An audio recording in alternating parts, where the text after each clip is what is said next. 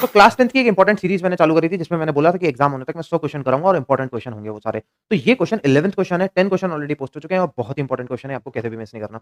तो आपको क्वेश्चन में दे रखा है कि prove that a parallelogram circumscribing a circle is a rhombus. यानी कि क्वेश्चन बोल रहा है कि अगर आपके पास भाई एक पैरेललोग्राम है, अगर आपके पास एक मान लो पैरेललोग्राम है जिसको मैंने नाम दे दिया पीक्यूआरएस और इसके अंदर एक सर्कल बंद है, इसके अंदर एक सर्कल बंद है, तो आपको बताना है कि ये जो पैरेललोग्राम है वो रोम्बस होगा। तो आप ध्यान से इधर एक चीज देखो, अगर ये पैरेललोग्राम है तो एक चीज तो पहले ही गिवन है, क्या? पी क्यू बराबर एस आर, क्या गिवन है? पी क्यू बराबर एस आर और क्यू आर बराबर P S, opposite side of the parallelogram, ये ऑलरेडी गिवन है। Now you have to prove कि ये सारी साइड बराबर है, तो ये रोम्बस हो जाएगा। ओके, अब मैं इसको कैसे कर रहा हूं, मैं यहाँ पर साइड्स जो टच कर रहा है ये सर्कल, उसको मान ले रहा हूं यहाँ पे एबीसीडी। क्या मान ले रहा हूं? A B C D. अब बस कुछ भी नहीं करना, बड़ा सिंपल सा कॉन्सेप्ट है। क्या कि आपने पी से टेंजेंट डाली ए और पी से टेंजेंट डाली बी, तो ये दोनों बराबर होंगी, पी ए बराबर पी बी हो जाएगा मेरे भाई। सही है।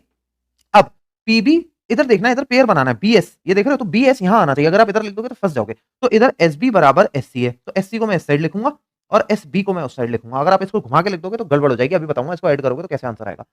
ये आपके पास आरसी है और ये आरडी है, ये दोनों बराबर होंगे, तो आरसी इधर लिखना मेरे भाई और आरडी इधर लिखना, क्योंकि सी से मैच करना। अब इधर है क्यूए और क्यूडी, तो मैं लिखूंगा क्यूए इस साइड क्योंकि ए इधर है ऑलरेडी, और इधर लिखूंगा क्यूडी। ये सबका रीजन क्या होगा? Tangent from an external point. अब इन सारी इक्वेशन को 1 2 3 4 को आप ऐड करोगे तो देखो क्या मिलेगा, पीए और क्यूए। भैया पीए और क्यूए जुड़ के क्या होता है? पीए और क्यूए जुड़ के होता है पीक्यू। सही है। और अगर आप देखोगे एससी और आरसी जुड़ के क्या होता है? एससी और आरसी जुड़ के होता है आरएस बराबर। पीबी और एसबी जुड़ के क्या होता है? पीबी और एसबी जुड़ के होता है एसपी, राइट, एसपी। और आरडी और क्यूडी जुड़ के क्या होता है? आरडी और क्यूडी जुड़ के होता है क्यूआर, राइट। और अगर आप ध्यान से देखो कि पीक्यू किसके बराबर है? एसआर के, तो आप इसे एसआर लिख सकते हो, एसआर प्लस एसआर।